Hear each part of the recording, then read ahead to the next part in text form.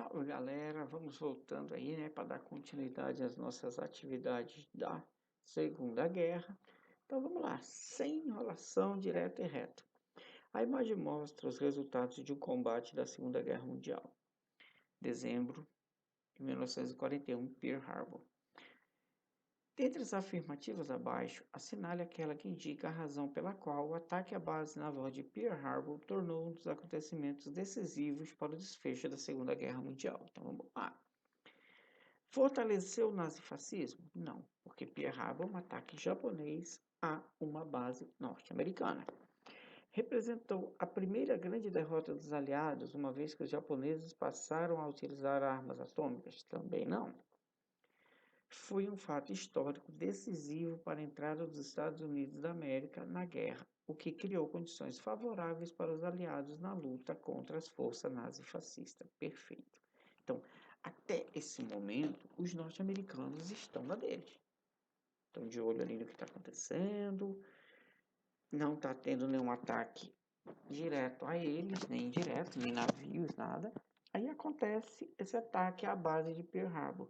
Mais de 2.000 norte-americanos vão morrer nesse ataque. E aí vai fazer com que o norte-americano entre aí, em definitivo, nessa guerra contra os japoneses, tá certo? Eu pulei aqui a 12ª, vamos lá. A decisão norte-americana de precipitar o encerramento do conflito com o Japão em 1945, lançando as bombas atômicas de Hiroshima e Nagasaki, influenciou nas relações internacionais no período na medida em que desestabilizou a política de aliança na Europa, levando os governos a desenvolver uma consciência pacifista ante o risco de uma guerra nuclear decorrente da polarização. Não, ainda não estava o mundo polarizado, ainda não estava eles ainda estavam. Possibilitou a criação de organismos internacionais para a preservação da paz. Também não. Claro, vai ser criado aí a adoção de programas para a recuperação da Europa, programas sociais, não. Vai ser criado, sim, alguns organismos para tentar, não que não haja mais guerras, né? A ONU, o Conselho de Segurança, mas não vão ser adotados aí pela ONU a adoção de programas sociais de recuperação da Europa. Os programas que vão surgir aí vão ser de ajuda financeira, principalmente dos Estados Unidos. O velho Plano Marshall. Iniciou a polarização do mundo, pois no término dos combates, os Estados Unidos e a União Soviética surgiram como os dois mais poderosos países da face da Terra. Perfeito. Então, muitos historiadores questionam a necessidade das bombas. Muitos historiadores dizem que não havia mais necessidade, que o Japão já estava entregue, mas que os norte-americanos soltaram as bombas no intuito de mostrar ao mundo o seu poder. 14ª. Em poucas semanas, o mundo estará rememorando o primeiro centenário do assassinato em Sarajevo, Bósnia, do arquiduque Francisco Ferdinando, herdeiro do trono do Império Austro-Húngaro. Esse episódio desencadearia o grande conflito chamado de Primeira Guerra Mundial, o qual terminaria em 1945, ao final da Segunda Guerra Mundial. Por que isso, né? Então, essa interpretação somente é verdadeira se considerado o fato de que as duas guerras mundiais envolveram todos os países da Europa? Não, e principalmente suas colônias, de forma alguma. Prevaleceu antes da Segunda Guerra Mundial o equilíbrio europeu tal como havia ocorrido no período que precedeu a Primeira? Não, não havia. Em ambas as guerras mundiais, o conflito foi travado por motivos ideológicos muito mais do que imperialistas? Não, a primeira foi totalmente imperialista. Era disputa imperialista, a disputa pelos mercados consumidores. Ocorreram entre as duas guerras mundiais rebeliões e revoluções, como a da década de 10, então olha aí. Ocorreram entre as duas, né? Então, de 19 a 39. Então, não pode ser nada da década de 10. Tá? Apesar da paz do período entre guerras, a Segunda Guerra foi causada pelos tratados excessivamente rigorosos impostos ao final da Primeira Guerra decorrente da Paz de Versalhes. Perfeito. Cria-se Versalhes, ele culpa tudo o que aconteceu, é culpa da Alemanha.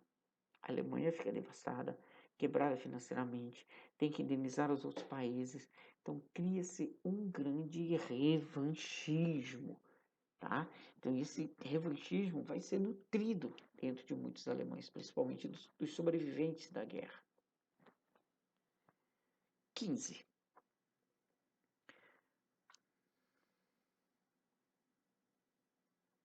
O domínio do fogo pelos primeiros hominídeos foi de fundamental importância para a sobrevivência da espécie humana, uma vez que o homem conseguiu produzir diversos materiais metálicos e cerâmicos, que impulsionaram o desenvolvimento de ferramentas e outros artefatos úteis.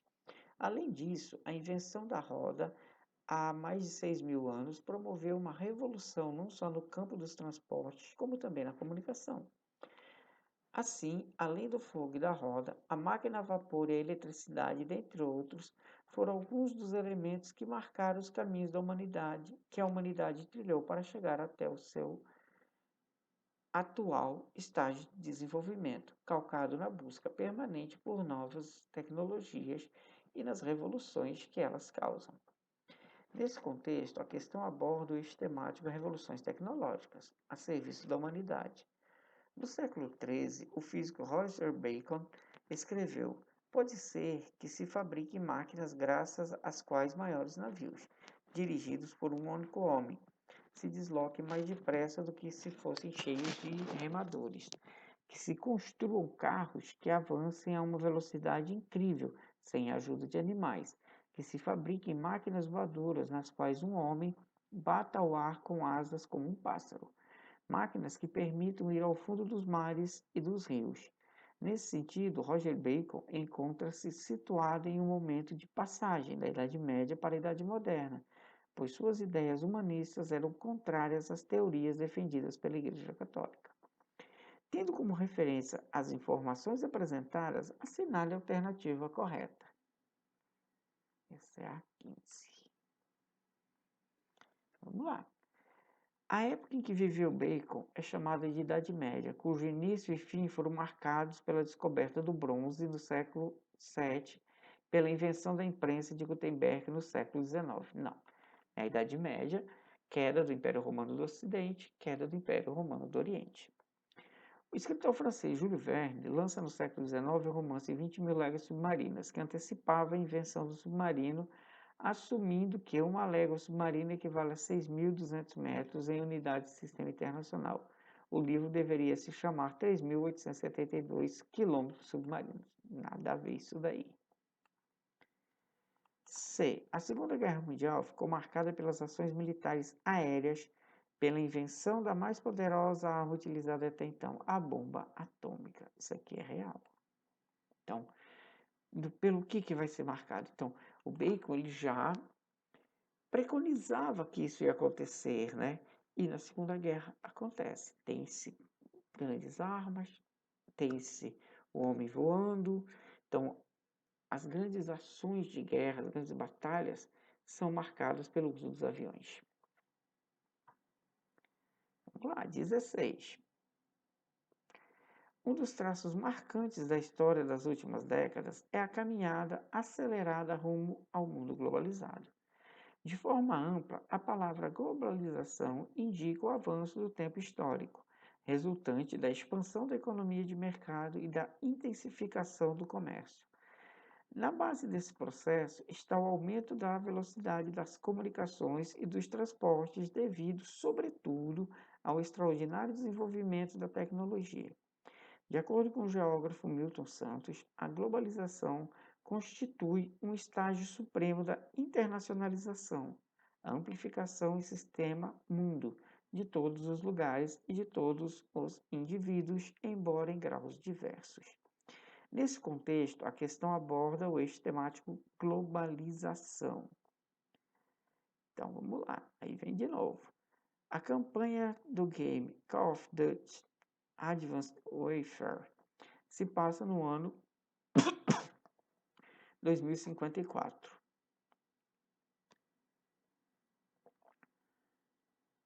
O jogador controla o fuzileiro naval dos Estados Unidos, Jack Mitchell, que durante uma operação militar tem metade do seu rosto queimado e perde um braço, além de presenciar no mesmo evento a morte de seu melhor amigo, William Irons. Por suas lesões, Mitchell é dispensado das Forças Armadas do seu país, mesmo a contragosto. Então, conhece o magnata Jonathan Irons, que além de pai de William, é o diretor executivo e fundador de uma corporação militar privada chamada Atlas Corporation. A Atlas, por não estar vinculada a nenhum governo, pode se instalar em diversas regiões do planeta. Temos instalação na Nigéria, Coreia, Serra Leoa, diz Irons. Essa liberdade permitiu a referida corporação ser mais eficiente e criar uma capacidade bélica muito mais avançada e com mais recursos do que qualquer exército nacional. Entre seus diversos equipamentos estão rifles de plasma e a laser, granadas inteligentes que perseguem o alvo, exoesqueletos para aumento da força e a agilidade dos soldados e membros biônicos que capacitam os soldados mutilados a se tornarem novamente efetivos no campo de batalha. Segundo as palavras de Irons, a Atlas tem o maior exército do mundo, mas não servimos a nenhum país. Diferentemente do governo, não escondemos nosso poderio. Não vendemos política, vendemos poder. Somos uma superpotência de aluguel. Com relação aos assuntos abordados no texto acima, é correto afirmar que, vamos lá, o Exército no Brasil se fortaleceu da instituição após a Guerra de Canudos, quando passou a se desempenhar papel político, posicionando-se favoravelmente à escravidão e à manutenção do regime monárquico brasileiro. Não. Aqui está fora de contexto. Vamos direto na questão. Vamos ver se...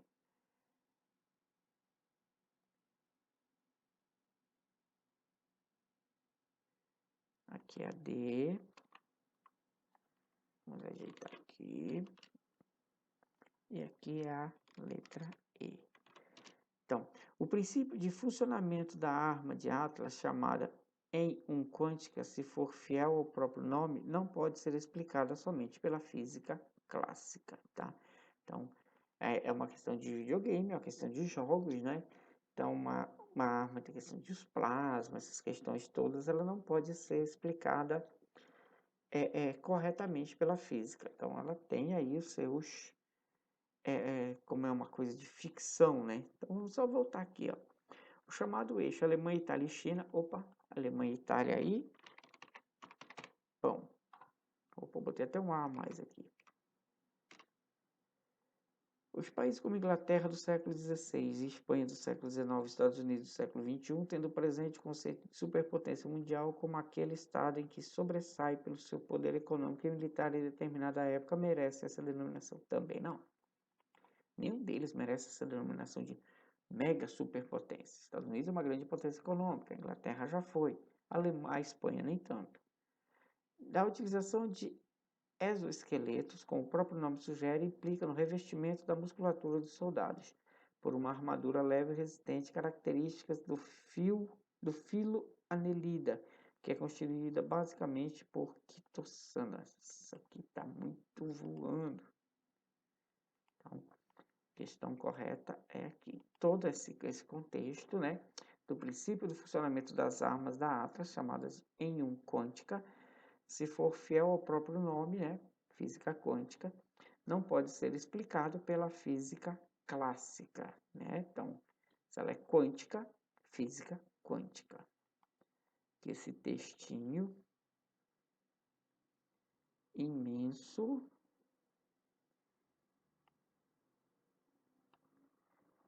a reforma da natureza, vamos direto aqui.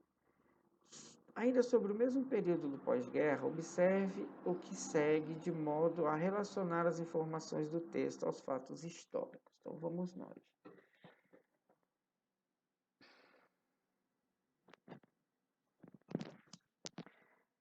Vamos fazer a leitura do texto. Vamos aumentar aqui, de acordo com o que vai se pedindo.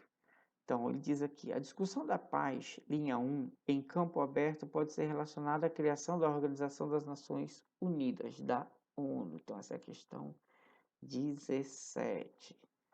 Então, o que diz a 1? Quando a Guerra da Europa terminou, os ditadores, reis e presidentes cuidaram da discussão da paz. Então, nós podemos dizer que sim, porque a ONU lá vai ser criada após a Segunda Guerra, em substituição à Liga das Nações, certo? O texto diz que não haverá acordo possível, na linha 9, porque a criação da bomba atômica trouxe profundas e irreversíveis mudanças no comportamento dos povos desde então, em especial para a Alemanha e Japão, que foram alvos de ataques nucleares. Bom, aqui você não precisa nem voltar lá no texto, né?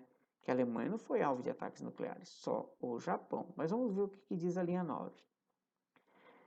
Representantes da humanidade. Só essas criaturas poderão propor uma paz que, satisfazendo toda a humanidade. Então, ele está falando de paz. O segredo de bem governar os povos não estava baseado na paz, visto que a produção bélica se tornou importante em alguns países. Que provavelmente, né? Porque muitas vezes um país não ataca o outro, ou muitas vezes um país não entra em enfrentamento ao outro com medo das armas, né? Então é quase que uma paz armada, né? Vamos lá. 18. O rei Carol, linha 16, e o general Gaulle, linha 16, cochichavam, pois tinham um ótimo relacionamento, incentivado pelas relações entre os seus países que dividiam fronteiras. O italiano Mussolini mostrou-se contrariado por não poder relatar na reunião sua parceria entre italianos e japoneses contra o nazismo alemão. O Duque de Windsor, pelo fato de o regime de governo da Inglaterra ser monarquista parlamentarista, estava representando o primeiro-ministro inglês. Monteiro Lobato, por ser parnasiano, não tinha o compromisso de manter personagens associados diretamente a figuras reais em suas obras.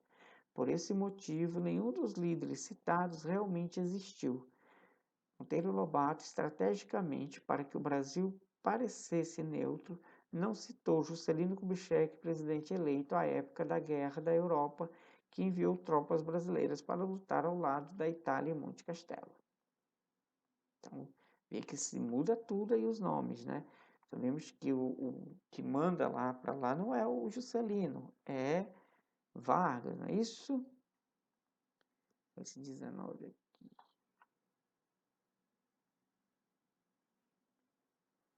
Então, vamos lá. Vamos ver. Vamos botar aqui o A. Opa. Vamos ver aqui o que é a questão, né? Então, quanto à presença dos líderes mundiais no texto, é correto afirmar que o Duque de Windsor, pelo fato de o regime e governo da Inglaterra ser monarquista parlamentarista, estava representado pelo primeiro-ministro inglês. Quem era o primeiro-ministro inglês? Vamos ver lá se ele diz aqui. História desse maravilhoso pequeno país, um verdadeiro paraíso na terra, e também estou convencido de que, unicamente pelo meio da sabedoria de Dona Benta. Então, aqui ele está falando do primeiro-ministro Churchill, tá? Então, o Duque de Windsor, pelo fato de o regime governamental da Inglaterra ser monarquista, ele vai ser representado pelo primeiro-ministro, ok? Então, o rei mesmo não aparece. 19. A Europa sofreu com várias guerras. Pode-se identificar que a Guerra da Europa, na linha 1, de que trata o texto, é a... Vou ver lá a linha 1. Quando a guerra na Europa terminou, os ditadores reais e presidentes cuidaram da discussão da paz. Então, o que ele está falando aí? Ele está falando da Segunda Guerra Mundial e da criação da ONU, né? Então, ele identifica aí porque o que acontece na Segunda Guerra Mundial, o desenvolvimento de armas químicas, de armas de solo, de armas de minas terrestres e, claro, da bomba atômica, né? Então, o texto lá está falando da Segunda Guerra Mundial. Vamos lá, 20ª. Em 1945, terminava a Segunda Guerra Mundial. Em 2015, completaram-se 70 anos do fim deste conflito, que trouxe consequências econômicas, políticas e sociais para o continente europeu. Nesse contexto, o fim da Segunda Guerra, todas as afirmativas estão corretas, exceto, vamos direto nela, o Brasil, aliado dos Estados Unidos no conflito, enviou a FEB para combater na Europa. O Brasil participou até o fim do conflito, contribuindo para a tomada de Berlim. Não, o Brasil foi até a Itália, combateu na Itália. O Brasil não combateu em nenhum local fora da Itália. Certo? Vamos lá. 21. Essa atmosfera de loucura e irrealidade criada pela aparente ausência de propósitos é a verdadeira cortina de ferro que esconde dos olhos do mundo todas as formas de campos de concentração.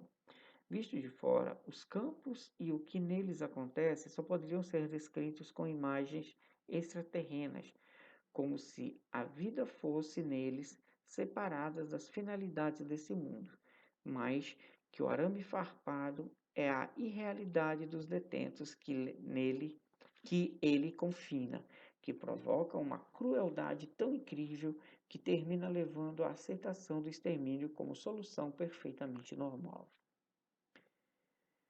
A partir da análise da autora, no encontro das temporalidades históricas, evidencia-se uma crítica à naturalização do quê?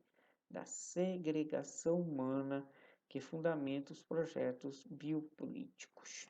Então, essa segregação humana ainda existe até hoje. O rico que separa-se do pobre. Até a questão do racismo negro, do branco, asiáticos, índios. Então, ainda não terminou, a humanidade ainda não se desprendeu, né, dessa falta de respeito, dessa falta de humanidade. 22. O escritor italiano Primo Levi estaria completando 100 anos em 2019. Ele ficou mundialmente conhecido por obras que tratam das experiências sofridas no período em que esteve aprisionado no campo de Auschwitz. Em sua obra, É Isto um Homem? Afirma: uma parte da nossa existência está na alma de quem se aproxima de nós. Por isso, não é humana a experiência de quem viveu dias nos quais o homem foi apenas uma coisa ante os olhos de outro homem. Então, assinale a alternativa que caracteriza corretamente os campos de concentração criados pelos nazistas. Então, vamos direto.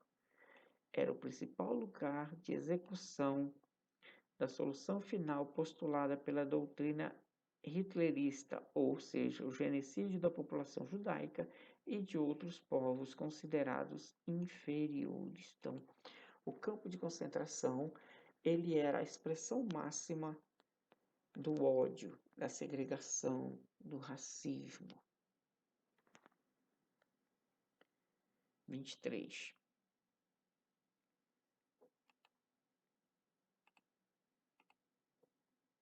O cartaz acima divulgado no aeroporto, nas ruas e nos ônibus de Erevan, capital da Armênia, faz alusão ao líder otomano Talat Pasha e a Adolf Hitler. A imagem é uma das muitas espalhadas pela cidade para lembrar o centenário do massacre de 1,5 milhão de armênios nas mãos dos turcos otomanos, cujo império estava desintegrando em meio à Primeira Guerra Mundial. Muitos eram civis, deportados a regiões desérticas, onde morreram de fome e sede. Outros, milhares, foram massacrados no centro da cidade. Muitos pontos de ônibus exibem fotos de sobreviventes. Vamos lá. Através da lembrança do massacre dos armênios em 1915, é possível comparar experiências históricas com o objetivo de fomentar na atualidade práticas sociais de reconhecimento de quê? De atos de genocídio e reparação das famílias vitimadas. Então, sempre lembrar esses atos de genocídios, esse que aconteceu pelos turcos, o genocídio praticado por Hitler, o genocídio praticado por Mao Tse-tung, e assim vai. Todos os atos genocidas existentes no mundo têm que ser lembrados e tem que ser lutar contra. Temos que, pouco a pouco, tentar nos conscientizar e conscientizar o outro de que somos todos iguais e que precisamos respeitar um ao outro. Vamos lá, seguindo. 24. Em 30 de janeiro de 1933, Hitler se tornou chanceler da Alemanha. Agiu rápido para extinguir a democracia. Um decreto de emergência aprovado pela hashtag em 5 de fevereiro desapropriava todos os prédios e todas as prensas tipográficas do Partido Comunista e fechava as organizações pacifistas. Os camisa marrons atacaram os prédios da Federação nos sindicatos e surraram opositores pelas ruas. A partir de 9 de março, o terror encontrou uma base segura atrás de arames farpados. O processo se iniciou no dia em que a SS enviou milhares de críticos do regime, entre eles comunistas, social-democratas, sindicalistas e judeus de toda sorte, para um assim chamado campo de concentração, criado em Dachau, perto de Munique, coordenado por um dos pelotões mais brutais da SS da Baviera. Então, o texto aponta a ideologia e as ações levadas adiante pelo regime nazista na Alemanha. Sobre o assunto, assinale a alternativa correta. Então, vamos direto, né? Então, aqui nós estamos na questão 24. Então, ele é profundamente antissemitista, avessa à democracia e ao comunismo. A política nazista pautou-se na concentração de um Estado totalitário de extrema-direita.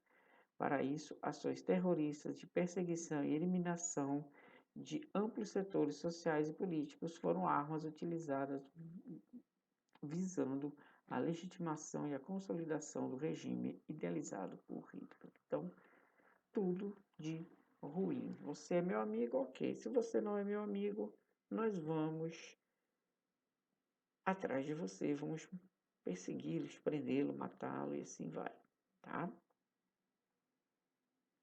Vamos para 25.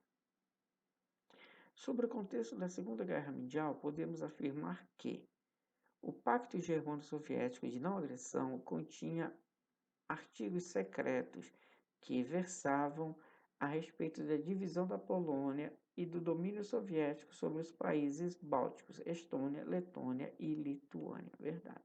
Então, esse pacto de não agressão entre os dois não era uma questão de amizade, era uma questão assim de se evitar que um inimigo poderoso, o alemão na visão do russo e o russo na visão do alemão, o atacasse. Então, era um jeito de garantir que eu não vou ser atacado, que eu vou poder invadir esses territórios aqui de boa.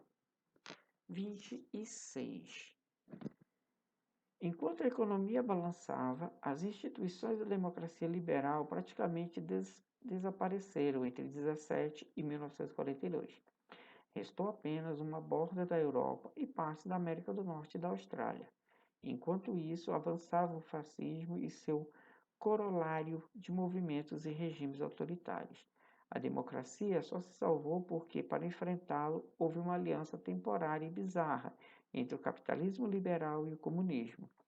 Uma das ironias desse estranho século é que o resultado mais duradouro da Revolução de Outubro, cujo objetivo era a derrubada global do capitalismo, foi salvar seu antagonista, tanto na guerra quanto na paz, fornecendo-lhe o incentivo, o medo para reforçar-se após a Segunda Guerra Mundial. Eric Hobsbawm, Era dos Extremos. Então, é muito engraçado isso, né? Eles eram inimigos, capitalista e comunista, mas tiveram que se unir contra o inimigo comum, os nazistas. 26. Então, ao mencionar a aliança temporária e bizarra entre o capitalismo liberal e o comunismo, o termo se refere ao quê? À articulação militar que uniu os Estados Unidos e a União Soviética na Segunda Guerra contra os países do eixo, tá? Eles se aliaram ali, na hora da batalha. Não significava que eram amigos, tá certo? 27.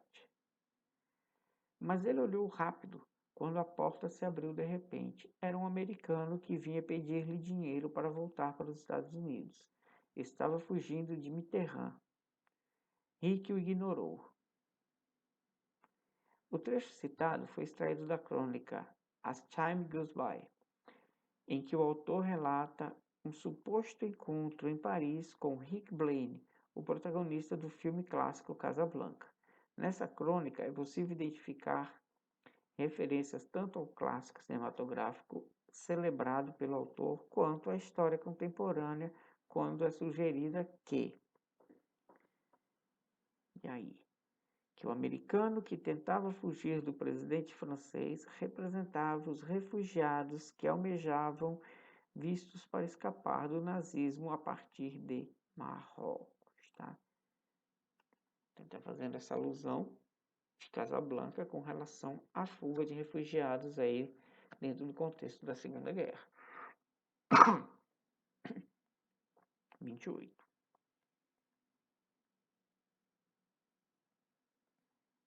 Vamos nós.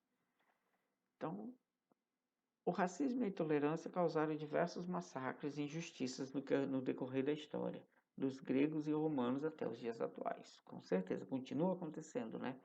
Várias notícias aí de racismo nos Estados Unidos, Brasil. Isso é inaceitável, mas ainda muito praticado. Então, durante a Segunda Guerra Mundial, a Alemanha nazista perseguiu minorias que não correspondiam ao seu ideal de raça ariana ou raça pura. Além de 6 milhões de judeus foram executados, ciganos, homossexuais, presos, deficientes, militantes políticos e outros grupos étnicos e religiosos. Isso aqui é verdade. Infelizmente, não só no período de Hitler, né? Ainda continua. Nós vemos aí lá no caso da Síria e algumas outras regiões, lutas para chegar ao poder usando a religião, xiitas, sunitas. Nós vemos aí nos Estados Unidos vários casos de racismo, no Brasil também. Pessoas brancas, policiais brancos que agridem negros. Então, essa questão, infelizmente, do racismo, de um se achar superior ao outro pela cor ou pela posição social, não saiu ainda da nossa sociedade, ainda não se despregou do ser humano. O apartheid, regime que durou de 1948 a 1994, restringiu os direitos dos não brancos na África. Nelson Mandela passou 27 anos preso por lutar pelos direitos dos negros em seu país e tornou-se o presidente depois de libertado. Verdade. Mandela vai lutar, Mandela vai chegar ao poder. Quando ele chega ao poder, muitos dos seus aliados queriam que ele fizesse aos brancos o mesmo que os brancos fizeram aos negros. Perseguição, segregação. E para Mandela, não, que ele queria ser melhor que os governos anteriores, que se ele praticasse ao outro todos os crimes que foram praticados contra os negros, ele não estaria sendo melhor, estaria sendo apenas igual. Os homossexuais sofreram perseguição com a expansão do cristianismo. Em alguns países foram presos e condenados à morte. Hoje, apesar de toda a repressão legal e social, a homofobia continua sendo frequentemente expressada, muitas vezes com violência física. Todas as três questões é verdadeira. São todos exemplos de intolerância praticados pelo tal ser humano. Muitas vezes, o que mais falta para o ser humano é literalmente ser humano. 29. A regra da igualdade não consiste senão em quinhoar desigualmente aos desiguais, na medida em que se desigualam. Nessa desigualdade social proporcionada à desigualdade natural é que se acha a verdadeira lei da igualdade. Tratar com desigualdade a iguais ou a desiguais com igualdade seria desigualdade flagrante e não igualdade real. Rui Barbosa.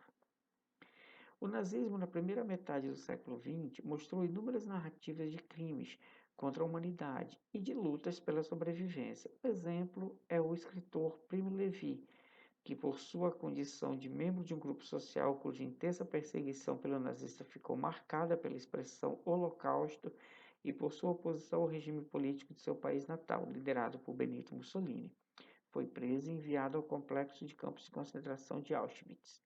Porém, sua formação em química permitiu que, em Auschwitz, ele auxiliasse na pesquisa para a produção da borracha sintética. Isso fez com que Levi não fosse enviado à morte nas câmaras de gás, ao contrário do que ocorreu com vários patrícios seus. Então, no relato acima, pode-se concluir que Primo Levi era judeu, italiano e escapou de ser exposto a uma atmosfera de gás cianídrico. Então, nós sabemos que ele é italiano, né? Então, alemão aqui não é. Católico e italiano também não. Católico e alemão também não. Protestante e alemão não. Ele era realmente judeu e italiano. Então, duas coisas aí. Por ser italiano, nem tanto. A questão era por ser judeu, por lutar contra o governo de Mussolini, que era aliado a Hitler. E aí você nota, assim, que um pouco daquela questão da superioridade, inferioridade, fica meio de lado, né? Ó, o Primo Levi, ele não foi mandado à morte. Por quê? Porque ele era útil. Ele acabou sendo visto como um químico, um cara inteligente que vai nos ajudar. Então, para não ser morto, ele preferiu ajudar nas pesquisas aí alemãs, nas pesquisas nazistas. Bom, turma, a gente encerra então, né, nossos exercícios de Segunda Guerra e em breve aí estaremos voltando com outras temáticas, tá certo? Até a próxima.